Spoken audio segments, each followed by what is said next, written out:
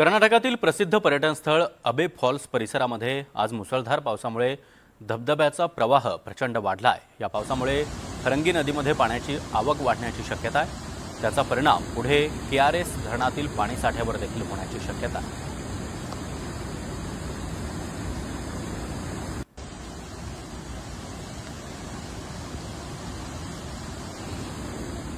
तिकडे तमिळनाडूमधील तुतीकोरीन किनाऱ्याजवळ जोरदार वाऱ्यामुळे एक मासेमारी नौका पलटल्याची घटना घडली आहे। नौकेवरील 7ही मच्छीमारांनी वेळीच समुद्रामध्ये उडी घेतली आणि स्वतःचा जीव वाचवला।